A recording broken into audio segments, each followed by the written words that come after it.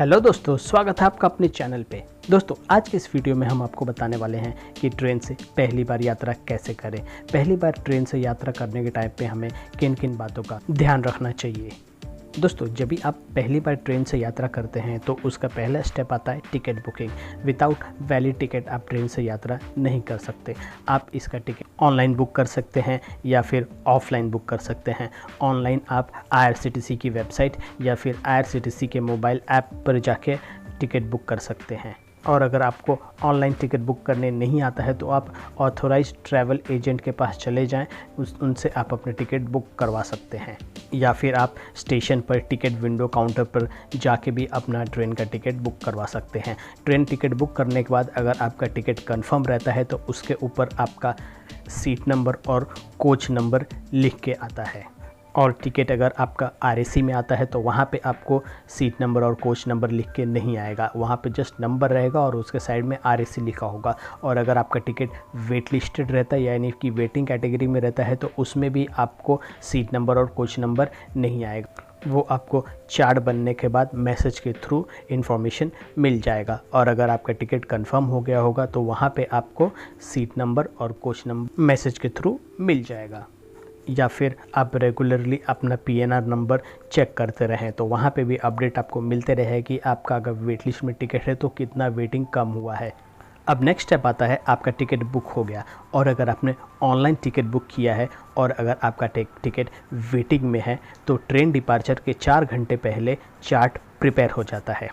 और अगर chart prepare होने के बाद आपका टिकट वेटिंग से कंफर्म हो जाता है तो आपको यात्रा में कोई भी परेशानी नहीं होगी, आप बिंदास यात्रा कर सकते हैं ट्रेन से। वहीं पे अगर आपका टिकट वेटिंग में ही रहता है तो इस केस में आपका टिकट ऑटोमेटिक कैंसिल हो जाएगा और आप रेल यात्रा नहीं कर सकते। और अगर आपका टिकट वेटिंग से RAC में आता है तो आपको सीट नंबर कोच नंबर मिल जाएगा। और यहाँ पे आपको एक बात ध्यान देने की ज़रूरत है, अगर आपका टिकट RAC में रहता है तो वहाँ पे आप ट्रेन से यात्रा कर सकते हैं, परंतु वहाँ पे आपको पूरी सीट नहीं मिलेगी। ज़्यादातर केसों में साइड लोअर का जो सीट होता है वो RAC पैसेंजर्स को दिया जाता है। यहाँ पर एक सीट पे 2 पैसेंजर एक सीट शेयर करके ट्रैवल करते हैं, तो इस बात का आप ज़रूर ध्यान रखिएगा। ये तो हो गई दोस्तों टिकट बुक करने के प्रोसेस के बारे में। अब आते हैं हम ट्रैवल वाले दिन, जिस दिन हमें ट्रेन से यात्रा करनी हो। जब भी आप ट्रेन से यात्रा करें उस टाइम पे आप अपने पास ओरिजिनल वैलिड ID प्रूफ साथ में कैरी करें, जैसे कि ओरिजिनल आधार कार्ड हो गया, ओरिजिनल पैन कार्ड हो गया, क्योंकि यात्रा के दौरान TTE आपसे ओरिजिनल ID प्रूफ मांग सकते हैं तो आपको वो शो करना पड़ेगा। फिर आप अपना टिकट का एक कॉपी रखें। अगर काउंटर से टिकट निकाला है तो आपको काउंटर वाला टिकट रखना ज़रूरी है। या फिर और अगर आपने ऑनलाइन टिकट है और कंफर्म है तो मैसेज जो मोबाइल पे आता है उसके साथ भी आप ट्रैवल कर सकते हैं। उसका प्रिंट निकालना उतना कंपलसरी नहीं है, परंतु काउंटर वाले टिकट का जो हार्ड कॉपी रहता है वो अपने साथ ओरिजिनल में लेके कैरी करना पड़ता है यात्रा के दौरान। फिर आप टिकट्स के साथ अपने स्टेशन पे चले जाए जहाँ से ट्रेन आप बोर्ड करने वाले हैं। स्टेशन पे एंट्री करने के बाद वहाँ पे डिस्प्ले बोर्ड लगा रहता है, वहाँ पे शो करते रहता है कि ये ट्रेन कौन से प्लेटफॉर्म पे आने वाली है, उस पे आप जाके देख सकते हैं। या फिर वहाँ पे एक पूछताछ केंद्र है, इंक्वायरी काउंटर रहता है। अगर आपको किसी चीज़ कोई हेल्प चाहिए रहेगा वहाँ से जाके आप पूछ सकते हैं इंक्वायरी काउंटर से भी। या और फिर स्टेशन पे अनाउंसमेंट भी होते रहते हैं कि ये ट्रेन ये प्लेटफॉर्म पे आने वाली है। और जब भी डिस्प्ले करेगा या फिर अनाउंसमेंट होगा कि आपकी ट्रेन ये प्लेटफॉर्म पे आती है तो आप अपना लगेज लेके वो प्लेटफॉर्म पे चले जाएं।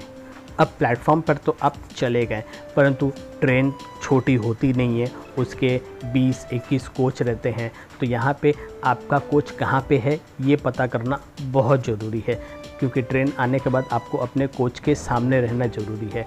अगर ट्रेन का स्टॉपेज वहाँ पे कम रहेगा तो आपको कोच ढूंढने में परेशानी हो सकती है। इस स्थिति में आप क्या करेंगे, हर स्टेशन के प्लेटफॉर्म पे एक डिस्प्ले पैनल लगाया रहता है, इस तरह जैसा कि हमने वीडियो में आपको दिखाया है।